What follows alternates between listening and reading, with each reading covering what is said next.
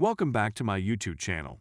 Make sure to like and subscribe to the channel for more interesting stories like these.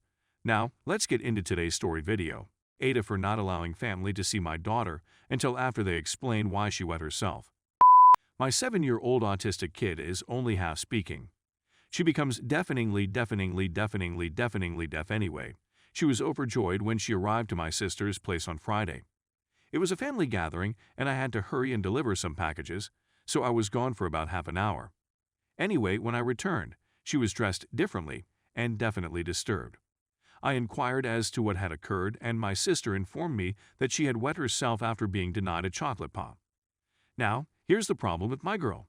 She would never purposely wet herself. She is so anxious about her toileting that she is in treatment. I'm not sure what's causing this anxiety, but it's rather strong. I simply brought her home since she seemed to be in a lot of pain. She sobbed in the vehicle but couldn't tell me what had occurred. As soon as we arrived home, she went upstairs and put on a pull-up. Having pull-ups available for her is recommended, so she has more control over herself, and has been incredibly snuggly ever since. She hasn't used her OB devices or signed in at all. She has 2 therapists, and she'll be seeing both of them in the coming week to see if they can help me comprehend what occurred. Family has been terrible. My sister, in particular, who continues to claim that she was being a brat and is doing this all for publicity. I've subsequently informed every family member that they will not see her or me until the truth is revealed, which may seem excessive, but I doubt my daughter would want to see anybody in the first place. Obviously, this has offended a lot of people, particularly those who have no idea what transpired. I stand by my remark. If my sister won't tell me behind my back, pressure from other family members may persuade her.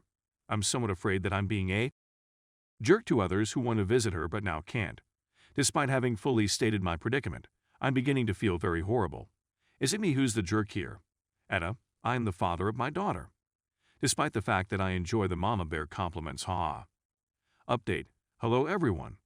First and foremost, I'd want to express my gratitude for all of the comments I received but was unable to respond to. It's really appreciated. First and foremost, my kid is okay. She's saying a few words, but not much. She is, however, back to utilizing her communication gadget. On Monday, she attended play therapy, and some of the things she played out were somewhat disturbing. I apologize for not going into more detail. My family discovered my account, and I'm attempting to preserve her privacy. She, too, began talking again that day. There was instant concern between me and her therapist, which was relayed to her second therapist, who she sees on Thursdays. However, I am pleased to report that we now have answers. My father phoned me on Wednesday. He'd been feeling bad and trying to figure out what had occurred. He ultimately persuaded my mother to extract it from my sister. At that time, my sister verified what most of you suspected. My child begged for a chocolate pop and was told no in a rage because my sister was irritated with food. Kiddo became terrified and realized she needed to use the restroom, but she was unable to communicate at this time. She attempted to catch my sister's attention, but she was shouted at again because she believed she was after the cake pop. The last section is a bit, but one of the guys shouted at her again, effectively frightening her into wetting herself, at which time she began weeping and her cousin went to get my father for her. Everyone there essentially decided not to give me the whole truth so I wouldn't go crazy on them. I was unhappy, and I still haven't contacted everyone. My father did come to visit her yesterday and came to therapy with us, which I believe helped. The therapy session largely validated what had been mentioned, and we're increasing her treatment appointments with that therapist to 2 per week. We're still trying to figure out whether 2 play therapy sessions are necessary, or if we can simply extend the current one. I still haven't talked to my sister because I don't think I'd be able to be nice with her. My father and I are striving to eliminate family members who are clearly not engaged in order for her to visit them more often, as her therapist instructed. I hope you find this update useful. I plan to wait until we had everything straightened out, but it may take months depending on how my kid handles things. Thank you everyone again for your comments, ideas, and recommendations. For those who inquired, I calculated the number of individuals present. My father, our mother, my sister's father, and his wife. Then there's her father's mother. Our mother has 6 children, including myself and her, and my 5 siblings were present, but one is a kid himself. Then there are 2 half-sisters, a step-sister, and 2 step-brothers for my sister. Except for 2, All of the siblings gathered up had spouses who were present. This equates to 21 adults. Then there were 29 youngsters, including my daughter and her younger brother. This brings the total number of persons to 50. 51 if you count me. That's a lot of folks. I believe I did all of the math correctly. Anyway, it's taking a long time. Some of the children are teenagers, and we're trying to find out whether it was one of the older males that shouted at her, which is why they're keeping the secret. Story 2. AITA for punching my brother. I, a 25-year-old female, share an apartment with my brother, 29 male. He recently injured his back at work. I've thrown out my back before. I know, young bucks shouldn't have back problems, blah yada. So I understand how much it hurts, but a part of me wishes he'd stop whining. He's been calling across the flat for the last several days for someone to bring him anything or to assist him rearrange his room so he can work from bed. Normally, I'm okay with this, but if I'm in an online class, I tell him I need to concentrate right now. He's understanding half of the time, but the other half of the time he'll start guilt-tripping me for being disabled. It's worth noting that he doesn't genuinely believe he only uses the term to describe his back discomfort in a semi-joking manner. He's growing more irritable as the days pass. Again, I get that living in the outback stinks, but why does he have to take it out on me? We generally alternate days where we prepare dinner, and since his back injury, I'd taken over. I warmed some soup and gave it to him the other day.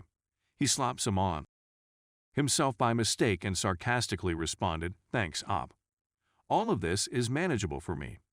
What he did to my pet is something I can't stand. My brother enjoys tormenting and hugging the cat for some reason, and it is usually harmless, unless when the cat has had enough and scratches him. When he's unwell or in pain, he wants to hug her more for consolation, but the cat is uncaring and doesn't tolerate cuddling any more than normal. My brother reached for the cat yesterday as I was preparing dinner, and she began to flee, so he grabbed her tail. When he began pulling her backwards, I shouted at him to stop. As the cat fled, he responded, "It's great, the cat's being a drama queen," only to grasp her tail and pull her back.